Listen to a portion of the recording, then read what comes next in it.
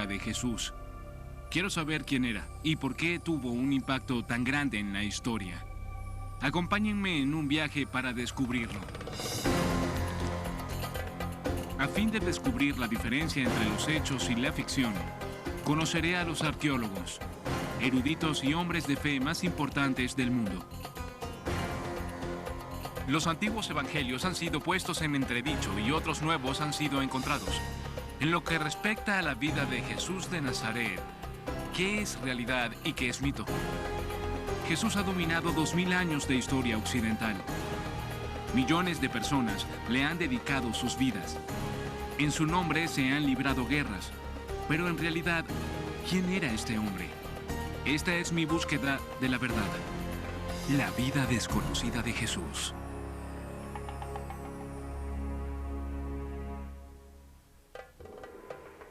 Soy historiador y profesor bíblico. Y hoy me dirijo hacia Belén. Verán, de niño oí decir que los 4 evangelios del Nuevo Testamento nos decían todo lo que necesitábamos saber sobre Jesús y que contenían la verdad del evangelio. Pero a medida que estudiaba la historia antigua de mi fe, empecé a formularme preguntas reales. Y en mi opinión, el misterio comienza con el nacimiento de Jesús. Ahora nos encontramos en Belén. Hemos cruzado hacia Cisjordania. Es como si hubiéramos llegado a otro país, con una frontera, un muro y una cerca. Esta es la realidad de la Tierra Santa. Belén es hoy en día una bulliciosa ciudad palestina. Pero hace 2000 años era un pequeño pueblo bajo la sombra del Imperio Romano. En el año 200 a.C., Roma comenzó a expandirse más allá de Italia y con el tiempo llegaría a dominar todo el Mediterráneo. Para la época en que Jesús nació, el imperio estaba empezando a controlar la antigua tierra de Israel. Imagínense la historia del nacimiento. Jesús en un pesebre, María y José, los Reyes Magos, Herodes. Al parecer, todo ocurrió aquí. ¿En serio? De acuerdo con los evangelios de Mateo y Lucas, Jesús nació en Belén. Según Lucas, José y María se vieron obligados a abandonar su hogar en Nazaret y a trasladarse hacia el sur a fin de registrarse en un censo de bienes, debido a que José era oriundo de Belén.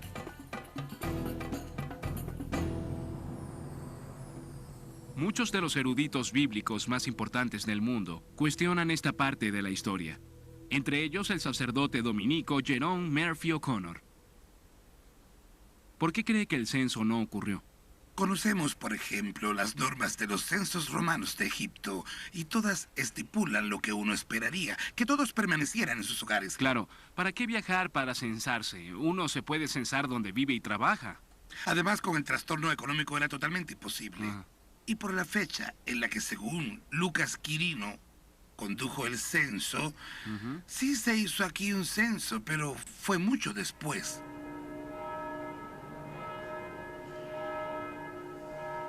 Quizás 10 años más tarde.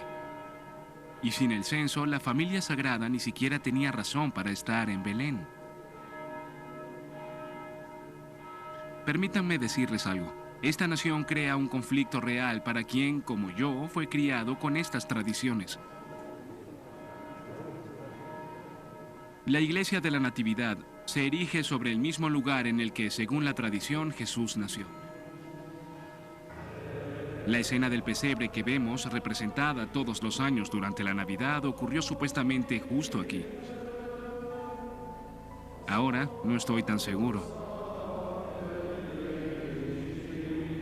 Una de las personas que ha cuestionado seriamente toda la historia del nacimiento es el famoso historiador bíblico John Dominic Crossan. ¿Cree que el nacimiento fue un hecho histórico?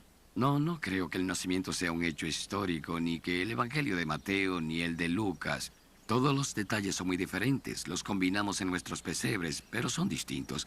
Considero que cada versión es más parábola que historia. ¿No cree que haya sucedido? No, por ejemplo, Mateo presenta a Jesús como el nuevo Moisés. Herodes asesina a los niños, al igual que lo hizo el faraón en el Éxodo. Es una parábola poderosa, pero no es un hecho histórico. John Dominic Crossan me recuerda una historia que todos hemos escuchado al menos una vez. Los Reyes Magos, provenientes del este, predicen el nacimiento del Mesías y le dicen al perverso rey Herodes que ha nacido el verdadero líder del pueblo judío.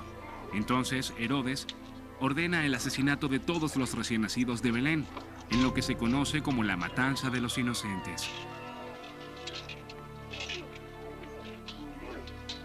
John Dominic tampoco cree que este sea un hecho histórico, pero es un hombre de fe, por lo que le pregunto si se le dificulta lidiar con el conflicto entre los hechos y la fe.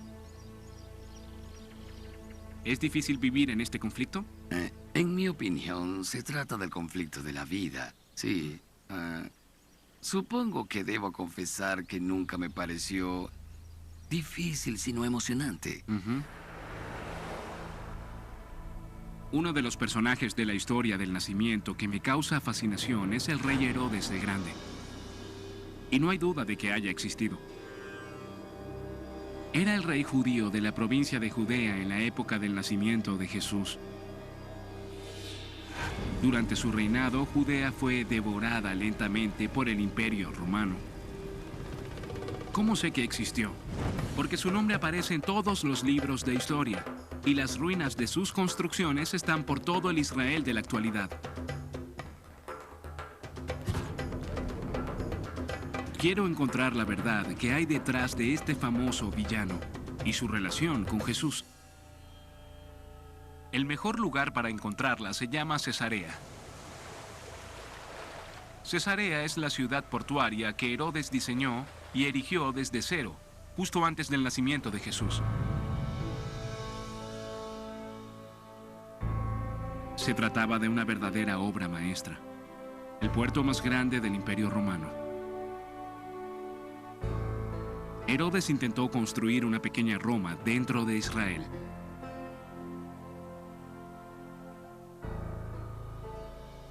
Miren estas columnas de mármol. Esta es de Turquía, esta de Italia, esta de Grecia, y esta enorme columna proviene de Asuán, en Egipto.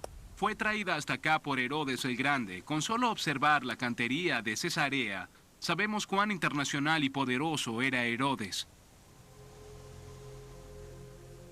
Pero Herodes era en realidad tan siniestro como sugiere la Biblia.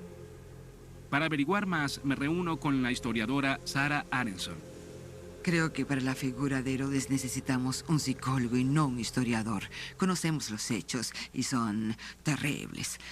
Asesinó a la esposa que más amaba, estranguló y ahogó en una piscina a los 2 hijos que ella le dio y podría contarle muchas atrocidades. Pero creo que sus otras características deberían adjudicarle un mejor lugar en la historia. Deme un ejemplo. Pues creo que fue uno de los más grandes constructores. Introdujo características romanas en el paisaje.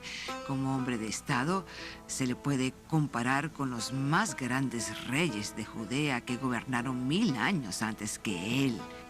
Fue el verdadero rey de los judíos.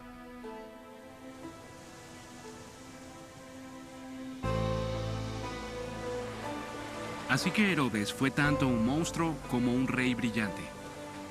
Pero la verdad es que quizá nunca haya oído hablar de nadie llamado Jesús, ni ordenado la matanza de los inocentes. Pero Cesarea me ha demostrado que sí llevó al Imperio Romano muy cerca de Jesús.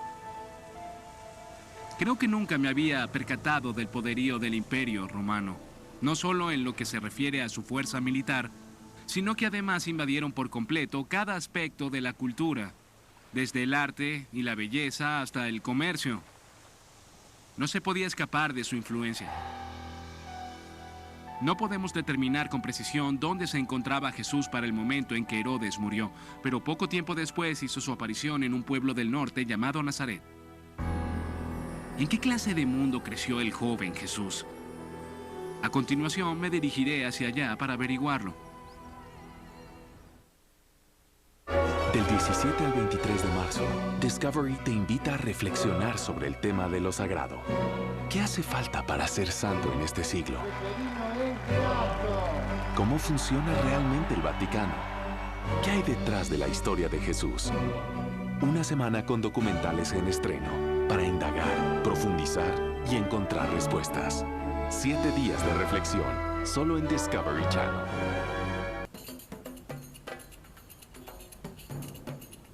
El misterio más grande que rodea a Jesús es su niñez. Es casi completamente desconocida. Pero Nazaret fue su pueblo natal, y es aquí donde han comenzado a surgir nuevas pistas. En aquellos tiempos, Nazaret era una pequeña comunidad, muy pequeña.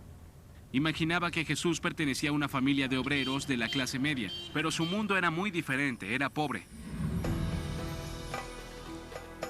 Según el Nuevo Testamento, Jesús pertenecía a una numerosa familia de campesinos. Su madre María tenía 5 hijos y algunas hijas. El Evangelio de Mateo señala además que Jesús siguió los pasos de su padre José al hacerse carpintero. Pero quizás nos hayamos hecho una errada idea al respecto a causa de un error de traducción de una palabra del griego antiguo. En la Biblia, Jesús es llamado Tecton, y muchos han interpretado esa palabra como carpintero, pero en realidad es constructor y en esta parte del mundo se construye con piedra. Bien, justo en el corazón de Nazaret encontraron una cantera, una antigua cantera de 2000 años de antigüedad. De hecho, se pueden ver los cortes que le hicieron a la roca para extraer la piedra caliza que necesitaban para construir sus hogares. Es muy fácil imaginar que Jesús estuvo justo aquí. Probablemente José y Jesús fueron canteros y no carpinteros. Eso significaría que hicieron exactamente lo mismo que estoy haciendo. Quizá incluso en el mismo lugar. A tan solo 6 kilómetros de Nazaret se encuentra otra pista sobre la niñez de Jesús. Se trata de una ciudad judía llamada Séforis, que se encontraba en construcción cuando Jesús era un niño. Séforis era una numerosa y adinerada comunidad, construida para los aristócratas judíos que cooperaban con los romanos. Con echar un vistazo a Séforis se podía notar la influencia de Roma. Pero esta ciudad no fue edificada por los romanos, sino por los canteros locales. Creo que Jesús podría haber trabajado aquí junto a su padre José, no como carpintero, sino como cantero. Es probable que en su juventud haya contribuido con la construcción de Séforis, sintiendo no solamente el sol abrasador, sino también el peso de la ocupación romana. Existe tan solo otro rastro de los primeros años de la vida de Jesús. El Evangelio de Lucas habla del día en que a los 12 años se alejó de sus padres en Jerusalén y estos tuvieron que ir en su búsqueda. Finalmente lo encontraron en el templo, entre los sabios, a los que escuchaba y hacía preguntas. Y tal como nos dice el Evangelio de Lucas, todos los que lo escuchaban se maravillaban ante su entendimiento y sus respuestas. Jesús creció entre personas muy devotas, rodeado por un mundo de poderosas creencias judías.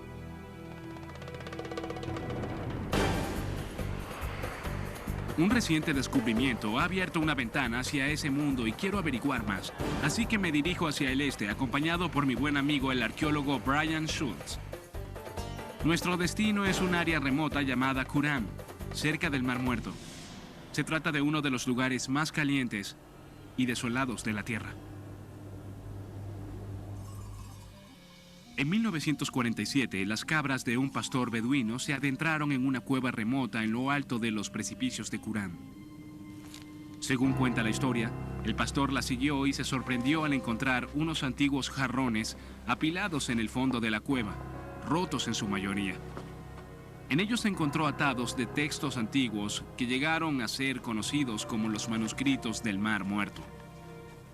Se trataba de documentos de 2000 años de antigüedad, en los que se narraba en detalle las creencias de una secta judía llamada los Esenios. Y ahora, los restos de su comunidad de Qumran también han sido desenterrados. ¿Aún crees que eso fue lo que ocurrió en Jerusalén? Quizá el descubrimiento de los manuscritos del Mar Muerto produjo una pequeña revolución en la interpretación del mundo de Jesús.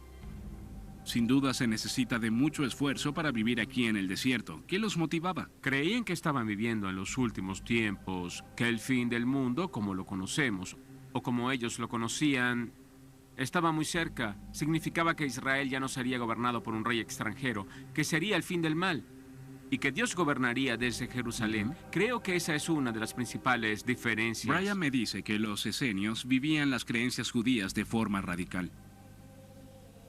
Muchos grupos sociales. Estaban obsesionados con la pureza y con el apocalipsis que se avecinaba. Sin duda a los esenios les preocupaba mucho la pureza ritual. ¿Por qué? Uno de sus textos, capítulo 40 del libro de Isaías, dice: una voz clama, abran el camino de Yahvé en el desierto. Creían que debían venir al desierto y preparar el camino del Señor, es decir, purificarse ritualmente. La Biblia nos dice que para ser puros debemos bañarnos en agua.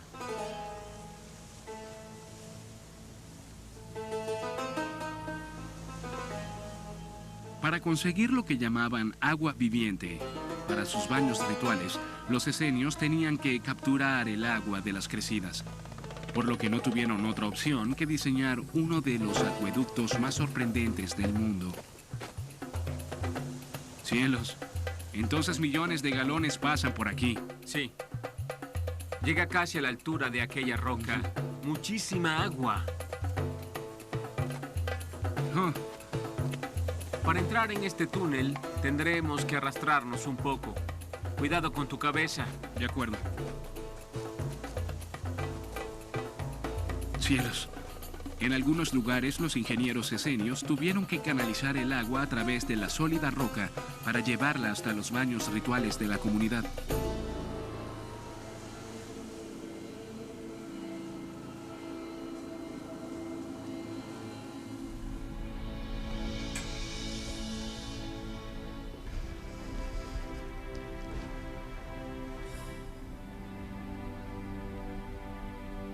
Esto es el santuario del libro, un museo donde albergan los manuscritos del Mar Muerto.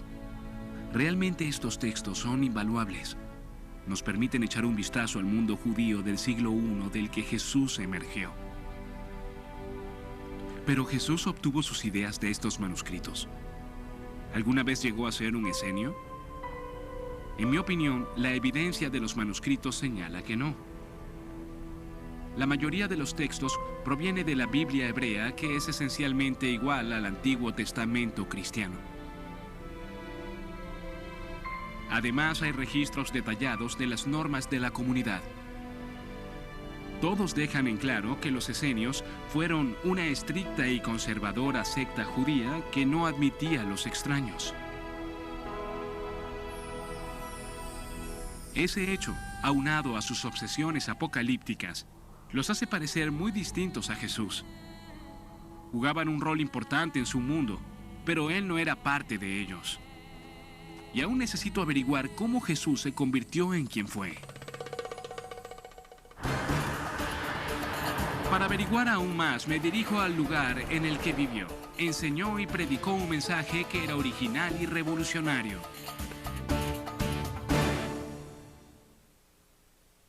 Del 17 al 23 de marzo, Discovery te invita a reflexionar sobre el tema de lo sagrado. ¿Qué hace falta para ser santo en este siglo?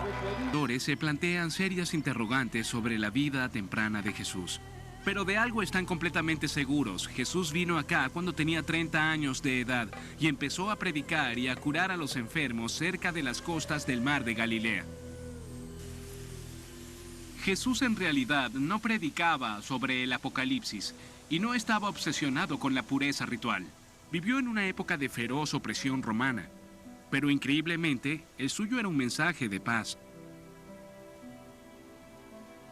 No puedo evitar contemplar estos campos y este lago. Esto fue lo que Jesús vio. Fue aquí donde caminó y donde habló con sus discípulos. Fue en este paisaje que creó todas esas increíbles imágenes y todas esas hermosas metáforas. Jesús dejó su impronta en el mundo como sanador y profeta. Sus palabras tocaron una fibra muy especial en quienes lo rodearon. Y curiosamente, la mitad de todos sus discípulos eran pescadores. El Evangelio de Mateo dice: Caminaba Jesús a orillas del lago de Galilea y vio a dos hermanos, Simón y Andrés, que echaban las redes al agua porque eran pescadores. Jesús les dijo: síganme y los haré pescadores de hombres.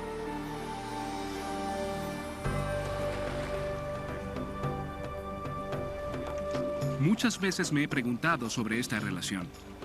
Sabemos que Jesús entendía las vidas de las personas sencillas. Había crecido entre ellos, obreros de construcción y campesinos. Pero ¿por qué pasó la mayor parte de su vida adulta entre pescadores? Es sorprendente que la pesca no haya sufrido muchos cambios en 2000 años. Aún se pesca con redes en el mar de Galilea. Es genial. Jesús dijo que el reino de Dios era como una red que se echa al mar. Al volverla a sacar, está llena de todo tipo de peces. Luego se separa los buenos de los malos. No hay duda de que Jesús era un gran predicador y en parte su grandeza obedece a que utilizaba imágenes sencillas de la vida diaria que cualquiera podía entender, fuera rico o pobre. La investigación histórica nos ha permitido entender con mayor profundidad la relación entre Jesús y la pesca. Justo antes de que Jesús empezara a predicar en el año 24, se introdujo un nuevo sistema de régimen tributario que aumentó los impuestos pagados por los pescadores. Los querían obligar a vivir en la miseria. Quizás eso los hizo tan receptivos al mensaje de esperanza de Jesús sobre la existencia de otro camino.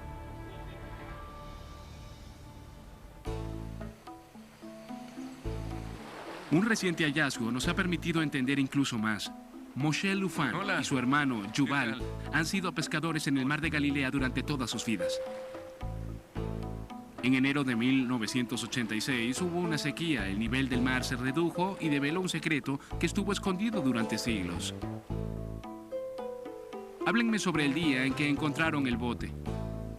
Verás, mi hermano Moshele y yo nacimos junto al mar. Mi padre es pescador y nosotros somos la segunda generación de pescadores. Durante toda nuestra niñez jugamos en el mar de Galilea. Un día vimos un clavo romano. Había otro a 20 centímetros de separación y luego otro y otro. Limpiamos el área y vimos la madera y pensamos, cielos, encontramos un bote. Supieron de inmediato que era un bote. Sí, saltamos y bailamos, ¿recuerdas? Pero después de la salida del sol apareció un inmenso arco iris. ¿Apareció un gran arco iris cuando estaban viendo el bote? Sí, y sentimos que ese bote era algo especial. El bote especial que Yuval encontró data de principios del siglo I, de la época de Jesús. Y hasta su descubrimiento, nadie sabía en realidad qué aspecto tenían los botes pesqueros de los apóstoles. El arqueólogo marítimo Shelley Waxman estuvo a cargo de la excavación. Este bote fue encontrado en las afueras de Magdala, hogar de María Magdalena, María de Magdala. ¿Cuántos cabían en un bote como este? Josephus Flavius, quien era un historiador judío del siglo I después de Cristo, menciona botes como este. En muchas ocasiones dice que cabían 15 personas. Recuerda que en aquellos días la gente era más pequeña. El tamaño promedio de un judío del siglo I después de Cristo era de 1,60 m. Entonces es posible imaginarse a Jesús y a los 12... Si quería, podía navegar con los 12 apóstoles. La datación por isótopos ha demostrado que el bote fue construido alrededor de la época en que nació Jesús, así que probablemente navegó en el lago durante su vida. ¿Quién se imagina que utilizó este bote? Creo que Jesús navegó en ese bote porque trajo paz a toda el área. Cielos, nunca lo sabremos. No sé. Pero ¿qué tan pacífico era en realidad el mensaje de Jesús? Es fácil imaginárselo durante sus años de predicación aquí en Galilea, en medio de agradables escenas pastoriles, pescando en el bote con los apóstoles o comiendo en casa de sus seguidores. Pero es importante recordar que este era un lugar de intensos sentimientos políticos. Jesús hablaba sobre un reino alternativo. Corrían vientos de revuelta y rebelión, y Jesús era parte de ellos.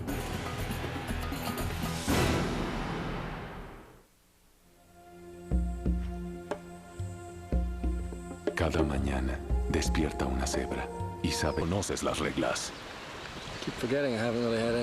Si eres fanático de Discovery Channel, tienes otra opción para seguir. Jerusalén. No conozco otra ciudad como esta, tan hermosa o desgarrada por siglos de conflicto religioso y político.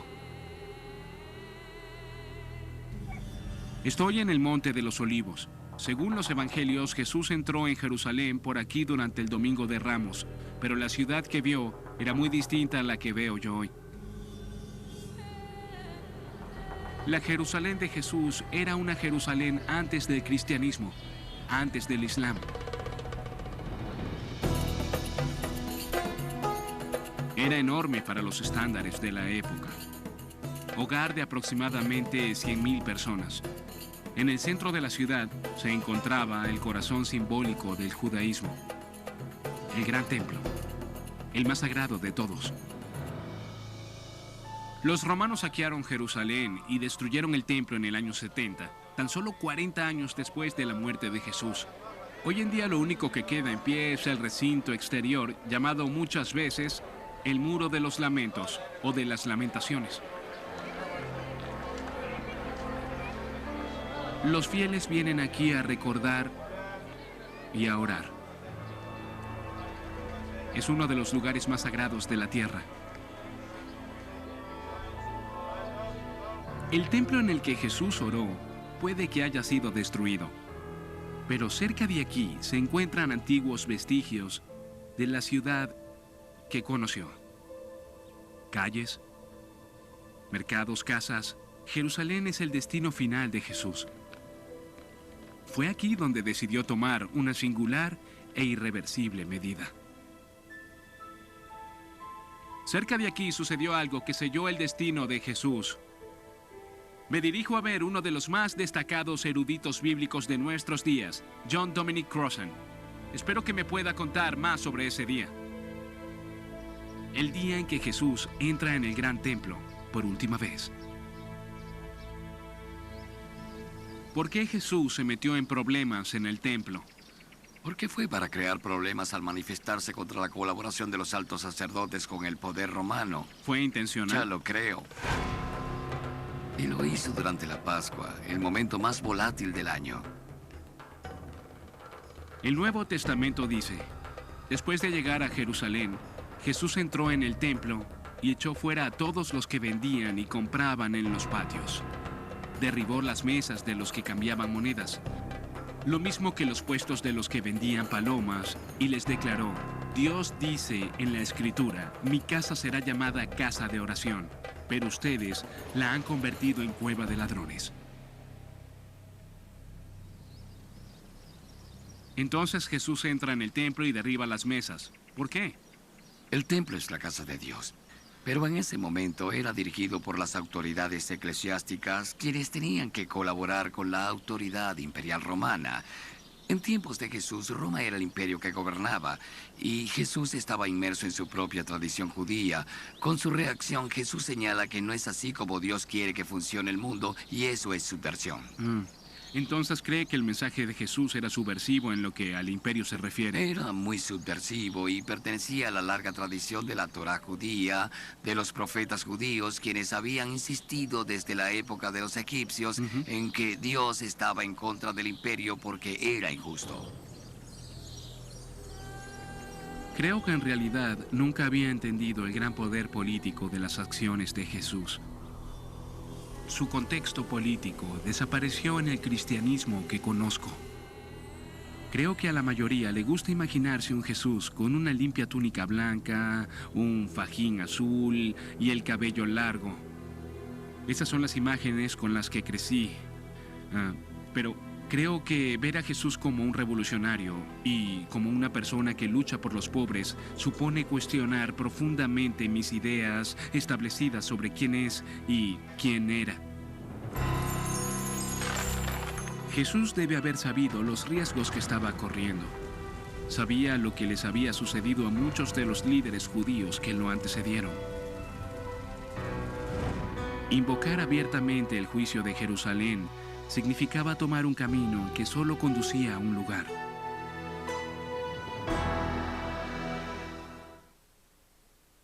Del 17 al 23 de marzo, Discovery te invita a reflexionar sobre el tema de lo sagrado. ¿Qué hace falta para ser santo en este siglo? ¿Cómo funciona realmente el Vaticano? ¿Qué hay detrás de la historia de Jesús en las afueras de... Pocos días después de que Jesús reprendió a los sumos sacerdotes del templo, estos le pidieron a los romanos que lo juzgaran. Fue arrestado, entregado a las autoridades de Roma y condenado a muerte.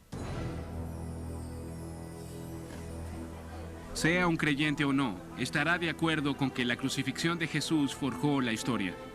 Me dirijo hacia la iglesia del Santo Sepulcro, donde muchos creen que murió. Se dice que la iglesia se construyó en lo que se solía conocer como Gólgota, el lugar de la calavera, el sitio de la crucifixión. Hoy en día es una iglesia, y es donde me encontraré por última vez con Dominic Crossan. Dominic, hola. ¿Cómo estás, Ken? ¿Entramos y vemos la iglesia? Sí, de acuerdo. Los peregrinos han visitado la iglesia durante 17 siglos, en búsqueda de algún tipo de contacto con la vida del hombre al que adoran como su salvador. Al cruzar el umbral, frotan agua de rosa sobre la piedra en la que supuestamente yació su cuerpo. La iglesia del Santo Sepulcro es uno de los lugares más increíbles que he visto, y me ha puesto a pensar en el último día de la vida de Jesús.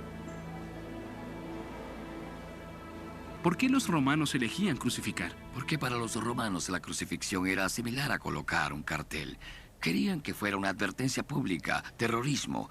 Miren esto, no hagan lo mismo que esta persona. Lo podrían haber matado de otra forma, pero así era público. Sí, lo podían haber ejecutado con el garrote en prisión, pero esta era una advertencia pública. Es decir, los romanos ejecutaron a Jesús del mismo modo que a todos los agitadores que se oponían al gobierno imperial. La pregunta que me fascina es, ¿por qué ese no fue el final de la historia? ¿Por qué los seguidores de Jesús se aferran a su recuerdo tan apasionadamente? Háblanos sobre las semanas y meses posteriores a la muerte de Jesús. ¿Cómo sobrevivió la comunidad?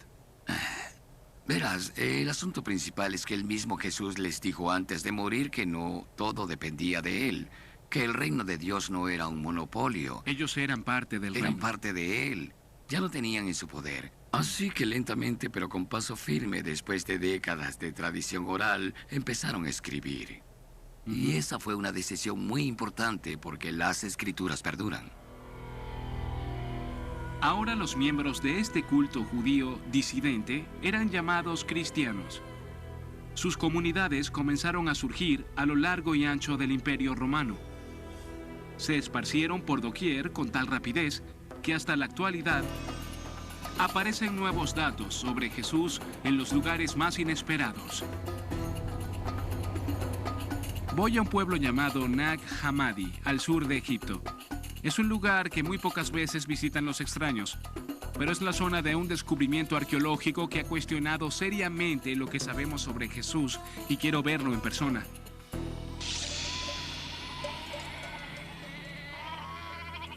Estoy aquí con una de las autoridades mundiales del hallazgo. ¿Qué dices, Kent? El Dr. Marvin Meyer.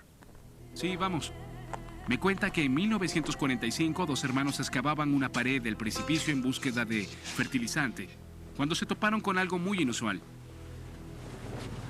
Se trataba de un enorme jarrón enterrado en la arena. Lo más probable es que haya estado cerca de este lugar. Dentro de él encontraron algo increíble. Evangelios perdidos sobre la vida de Jesús. Algunos tan antiguos como los del Nuevo Testamento. Hoy en día se les conoce como los Evangelios gnósticos. Habían sido copiados y enterrados siglos atrás por los monjes de un monasterio cercano llamado San Pacomio, quienes recibieron la orden de destruirlos por considerárseles heréticos. Pero en vez de obedecer, los escondieron. Ayúdanos a entender cómo debe haber sido para esos monjes venir hasta acá a enterrar esos manuscritos. Lo cierto es que si los leyeron y los consideraban como fuente de inspiración, se les habría hecho muy difícil quemarlos o lanzarlos al río. Querían que de alguna forma se conservaran. Debían deshacerse de ellos, pero ¿cómo deshacerse de algo que amas? Cierto. No querían hacerlo. Lo sellaron en un jarrón. Los hermanos desconocían la importancia de sus descubrimientos, por lo que transcurrieron años antes de que los manuscritos llegaran a manos de eruditos que los pudieran traducir. Cuando encontramos un texto y lo traducimos, permitimos que esa persona recobre su voz. Alguien que entendió a Jesús y que escribió un manuscrito puede volver a hablar. No hay momento más emocionante que ese. Hay cuevas por todo este precipicio, y se nota que los monjes pasaban tiempo dentro de ellas. De hecho, encontré una cubierta con su antigua escritura, la misma que se encuentra en los evangelios agnósticos. Se le conoce como copto, una forma de egipcio antiguo escrito con el alfabeto griego. Estos son salmos. Los monjes subían hasta acá y solamente escribían el principio del salmo para iniciar la liturgia porque se la habían memorizado. Son hermosos, están escritos en pintura roja natural, increíble. Las escrituras de la cueva me transportan a la época de los evangelios agnósticos y a esos primeros siglos después de la crucifixión. A esa época en la que los primeros cristianos intentaban decidir por sí mismos quién había sido Jesús en realidad. Pero ahora necesito descubrir por qué eran tan peligrosos los evangelios agnósticos. ¿Por qué terminaron enterrados en la arena y no en la Biblia? Del 17 al 23 de marzo, Discovery te invita a reflexionar sobre el tema de lo sagrado. Esta es la última etapa de mi viaje. En el Museo Copto del Cairo, en un área restringida, se encuentran los evangelios agnósticos originales. He venido a averiguar por qué fueron enterrados. El arqueólogo Marvin Meyer ha dedicado años a la traducción de los manuscritos. Hola, Marv. Hola, Kent. ¿Cómo estás? Bien. Qué bueno volverte a ver. Igual. Bienvenido al Museo Copto. Gracias. Aquí están. Estos son los manuscritos Nag Hammadi en Son persona. hermosos. Lo son. El papiro está bien conservado, la tinta se ve con claridad. Es maravilloso ver los originales. Lo que me interesa saber es ¿por qué eran peligrosos? ¿Por qué los enterraron? Estos textos representan otro tipo de cristianismo y un tipo de piedad que difiere de lo que los fundadores de la iglesia y los líderes de la religión solían aceptar. Son en su mayoría manuscritos de Gnosis, textos de conocimiento que enfatizan el conocimiento y no la fe. El Nuevo Testamento tiene 4 evangelios. Aquí hay más de 12. El texto que es tan controversial es el Evangelio de Tomás. ¿Por qué? Porque pone en entredicho la creencia central del cristianismo. Parece dudar de la divinidad de Jesús. Dice, el reino está dentro de vosotros. Cuando os lleguéis a conocer, veréis que vosotros sois los hijos del Padre viviente. En términos generales, la imagen de Jesús del Evangelio de Tomás presenta a Jesús como un maestro de la sabiduría, un sabio judío, por así decirlo. Jesús no hace milagros físicos ni predice el fin del mundo. Al contrario, está en desacuerdo con ese enfoque. No muere por los pecados de nadie. ¿Pero muere en la cruz? No hay referencia alguna a su muerte en el Evangelio de Tomás. Y no Tomás. resucita de entre los muertos al tercer día. Entonces, ¿crees que quizás por eso lo llamaban Tomás el que duda? Su evangelio no insiste en que Jesús es el único Hijo de Dios. Ahora que se conoce la existencia de estos documentos, no los podemos ignorar. Pero, ¿qué impacto tienen? ¿Cómo influyen en la fe? Hay un sitio más que quiero ver. En lo profundo del desierto oriental de Egipto se encuentra una orden de monjes cristianos que han llevado un estilo de vida monacal desde el siglo IV. El monasterio se llama San Antonio. San Antonio fue construido por el mismísimo fundador del monacato cristiano en el año 356 después de Cristo, aproximadamente en la misma época en que los evangelios agnósticos fueron declarados heréticos. Los monjes han ayunado, orado y vivido aquí desde entonces. Espero que este lugar remoto me pueda enseñar cómo los fieles de hoy y ayer interpretan los evangelios agnósticos. Padre Maximus, soy Kent. Hola. Un placer conocerlo. Gracias. Este es un lugar hermoso. Bienvenido. Gracias. El Padre Maximus ha sido monje en San Antonio durante más de 30 años. Su estilo de vida me impresiona. Es prácticamente el mismo que llevaban los monjes del desierto egipcio hace más de 1000 años. ¿En el desierto se siente más cerca de Dios? Sí, sin duda. Pero esta es una vida difícil. Es difícil, pero es una vida hermosa y placentera. Cuando se vive aquí como monje, se puede sentir cómo los primeros sacerdotes llevaron su existencia según las enseñanzas de la Biblia. ¿Nos quitamos los zapatos? Sí, tenemos que dejarlos aquí. Esta es... El Padre Maximus me lleva a la capilla del monasterio, una de las más antiguas del mundo. Vaya. Increíble. ¿Cuántas pinturas? Esta es la iglesia de San Antonio, que fue construida en el siglo IV. En el siglo IV. El edificio, la estructura data del siglo Entiendo. IV. La capilla está cubierta por antiguos frescos coptos. Algunos fueron pintados en la misma época en que los monjes de Nag Hammadi estaban copiando los evangelios agnósticos. Tengo que saber cómo estos nuevos evangelios afectan a un hombre de fe ortodoxa como el Padre Maximus. ¿Cree que estos hallazgos nos dicen algo sobre Jesús? Sí, nos dicen algo sobre Jesús, pero de forma errada. ¿De forma errada? Le dijeron que Jesús no había sido crucificado.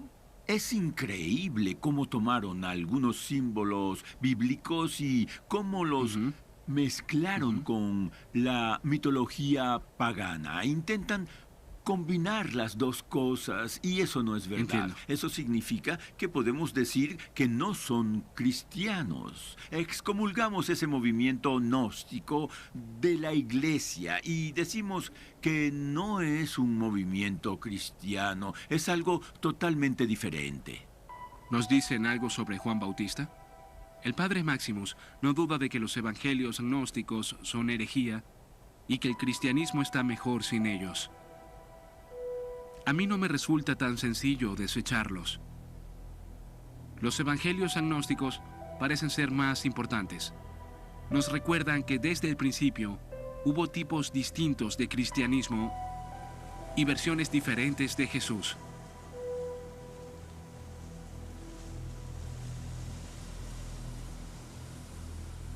Me embarqué en un viaje en búsqueda de Jesús, el hombre. ¿Pero a dónde he llegado? Creo que he descubierto que mientras más lo buscamos, más preguntas se acumulan. Me siento muy identificado con el personaje de Tomás, a quien terminaron llamando Tomás el que duda.